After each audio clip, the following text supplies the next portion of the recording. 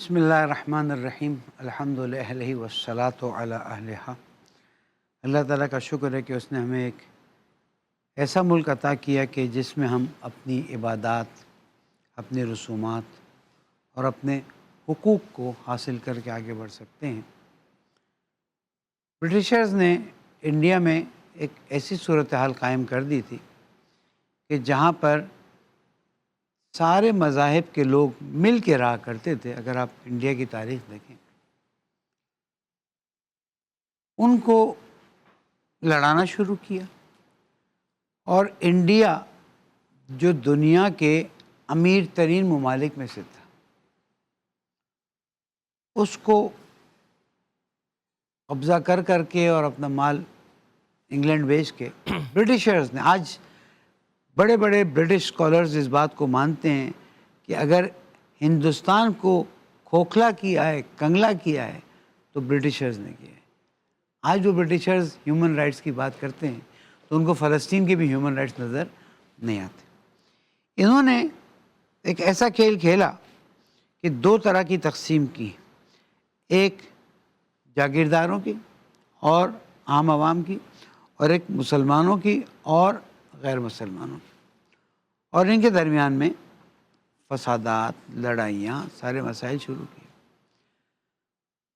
تو قائد اعظم محمد علی جناح اور ان کے ساتھیوں نے لاہور میں قرارداد پاس کی، جس کے تحت اس بات کو ضروری قرار دیا کہ جو علاقے مسلمان کے اکثریتی علاقے ہیں انہیں الگ کیا جائے، تاکہ وہ اپنی دینی رسومات، دینی قواعد و ضوابط، شریعت کے مطابق آگے بڑھ سکیں، جو پھر 1947 میں پاکستان کی آزادی شب 27 رمضان اللہ سبحانہ وتعالیٰ نے عطا کی۔ بنگال کے مسلمان اس میں زیادہ ایکٹیو تھے بنسبت اس علاقے کے مسلمان، چاہے سندھ ہو، پنجاب ہو۔ البتہ میری تاریخ کی جو اسٹڈی اس میں یہ ہے کہ بلوچستان کے لوگ بھی بہت ایکٹیو رہے ہیں۔ اب کے جو حالات ہیں، اللہ سے دعا کرتے ہیں کہ کسی طرح سے سدھر جائیں، اور پھر وہاں سے پاکستان کا بننا ہوا۔ بہت سے علاقے جن کو کلیئر کرنا چاہیے تھا، برٹشر تو ہے ہی شیطان، انہوں نے شیطانی کی کشمیر کو بالکل ایک ڈسپیوٹڈ ایریا رکھ دیا، جبکہ پورا پاکستان۔ نتیجہ یہ ہوا کہ جب مسلمانوں کو پتہ چلا کہ پاکستان آزاد ہو گیا تو وہ جوق در جوق پاکستان کی طرف ہجرت کر کے گئے۔ میرے والدین بھی اسی طرح سے، آپ حضرات کے بھی بہت سو کے والدین ہوں۔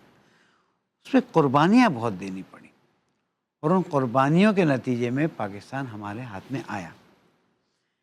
اب یہاں سے ہم آگے بڑھتے ہیں کہ قربانیاں دے کر جب لوگ آئے، انہوں نے اسلام کی خاطر جس طرح ابتدائے اسلام میں مہاجرین اور انصار نے قربانیاں دی تھیں، وہ تو ایک عظیم تھی، لیکن شباہت کے طور پر میں عرض کر سکتا ہوں کہ پاکستانی لوگوں نے وہی مہاجر اور انصار والا رویہ اپنایا اور سنت رسول اکرم صلی اللہ علیہ وآلہ وسلم کو زندہ کیا، اس سے کہ وہ قابل پیروی چیز تھی۔ لوگوں نے ایک دوسرے کا ساتھ دیا، لیکن معذرت کے ساتھ اوپر کی طرف جو چیزیں ہو رہی تھیں وہ کچھ اور ہو رہی تھیں۔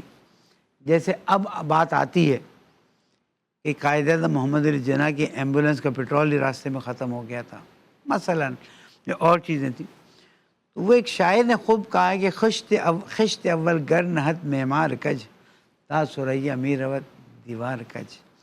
وہ کچھ ابتدا کی جو اینٹیں تھیں وہ کچھ تھوڑی سی مائکرو ملی میٹر ٹیڑھی لگ گئیں۔ اس کا نتیجہ یہ ہوا کہ لیاقت علی خان شہید کر دیے گئے، ان کو شہید کرنے والے مار دیے گئے، اور جی ایف کینیڈی کی طرح ہی ہوا۔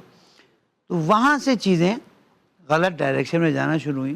اور اگر ایک جملے میں آپ کہیں کہ میں سمیع صاحب لمبی تقریر نہ کریں، ایک جملہ، ہمیں ہمیشہ کرپٹ لیڈرز ملے ہیں جنہوں نے سیاست کے ذریعے ریاست کو تباہ و برباد کیا ہے، اور آج ہم اس کا بھگتان بھگت رہے ہیں کہ ہمارا پیارا حصہ بنگلہ دیش بھی الگ ہو گیا اور صورتحال یہاں تک پہنچ